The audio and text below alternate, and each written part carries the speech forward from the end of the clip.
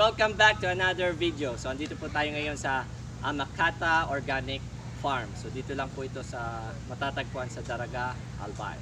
So tara po!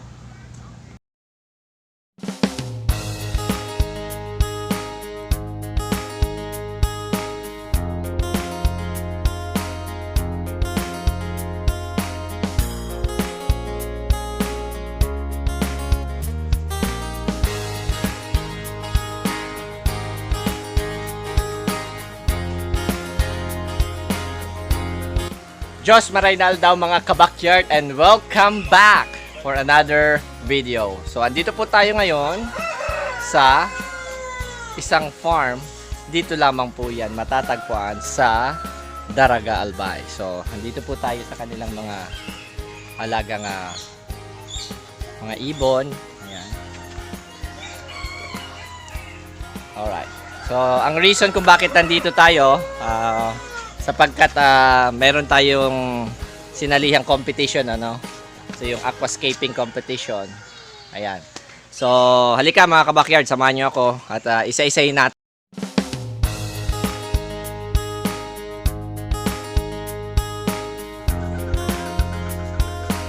Haribol! Haribol!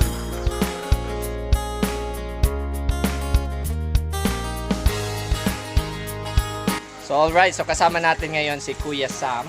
So isa siyang volunteer or nagtatrabaho dito, ano? So ilang years ka nang nag-work dito sa Amakata Organic Farm? 3 years. Okay, Sam, so napansin ko kasi meron kayong mga mga aquariums, no? So ilan po lahat ang mga nariritong mga malalaki? Anim po. Anim. So mga iba-ibang klase ng isda ito, no? So andito ay ano mga nandyan? Stingray, redfish, giraffe catfish. Alright. So ang dami, no? So paano yung nami-maintain yan? Anong schedule nyo? Every week po. Every week? Okay. So yan, no? Paano yung pakain nila? Morning. Afternoon. Okay. So paano nyo dinidil pag may sakit? May ano po kami, may gumagamot. Quarantine anong area. Alright, so okay, thank you very much Kuya Sam, ano? So lilibot-libutin pa namin ito. Alright, so, wala kang i-shout out? Wala.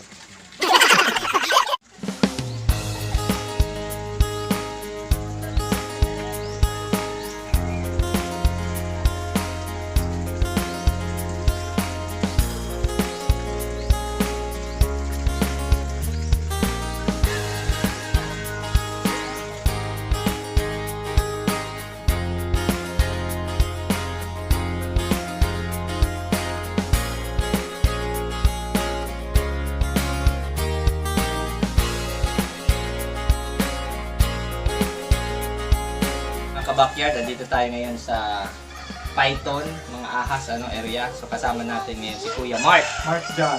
Mark John. Kuya Mark John. So ilang years ka nang nag-work dito?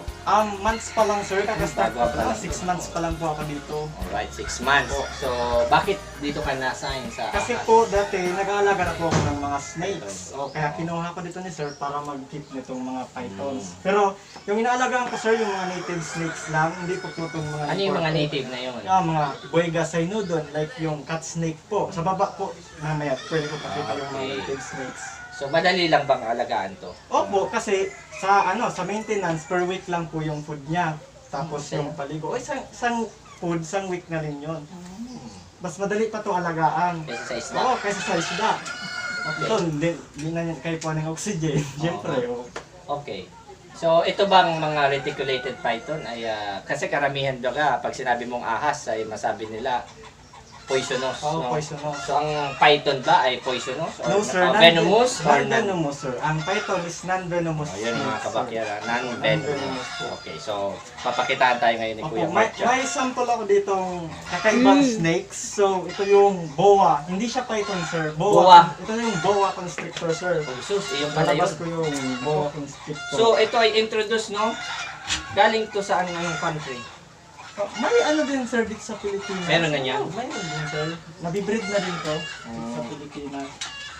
So, pwede yung hawakan talaga? Opo sir, pwede siyang hawakan. Pag nakagat ako niyan, anong pwede mangyari sa akin? Ano din okay lang, pero pag ninervyos, siyempre, Ayaw mo hawakan. Ito yung boa, nandun siya sir. Lumalaki to, mga 100 kilos talaga sir. 100 kilos? Parang, anaconda. Bakit parang diamond yung ulo niya? Kakaiba siya sa snake sir. Hindi siya snake, so gaya ng mga viper sir. Hindi siya viper, tas python. Kasi hindi to nangingitlog sir.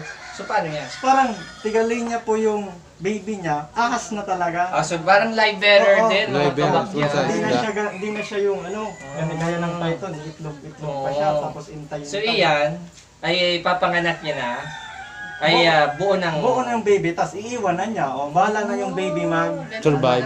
survive niya. Pero sa mga 10 babies niya, pwedeng ang mabuhay, dalawa, isa lang. Dalawa or isa lang. Kasi- Hawakan nga natin. Opo. Paano proper way of holding it? Dito sir, patong niya lang sir sa kamay niyo sir. Dito. Yan sir, yan. Patong na sir, relax. Ayan. Okay na? Okay na sir. Oh, yan Wala ibang snake pa sir. Oh, sige. Ayan. Anong pangalan niyan? Boa constrictor. Yung reticulated. Yan, yung reticulated python. So ikaw pala yung nagme-maintain niya. So anong pinapakain niyo dyan? Ang rats sir, yung puti. puting rats po baga sir. So, Pwede rin sir yung broiler sir, yung 45 days na sisiw pa. Talagang ano, no? Opo. Matindi, no? So, sa case nyo ba dito, di ba, alam nyo naman, dito sa Bicol, di ba, merong bagyuhin. Oh, So, sir. paano pag bagyo, wala namang risk na makakawala sila? Wala sir, kasi linilipat naman po sir sa safe na Mga shelter. Opo, shelter. Ayan naman, ano yan? Boa. Ito yung I know, reticulated, reticulated python. golden child. Uy. Nagsusot-sot siya.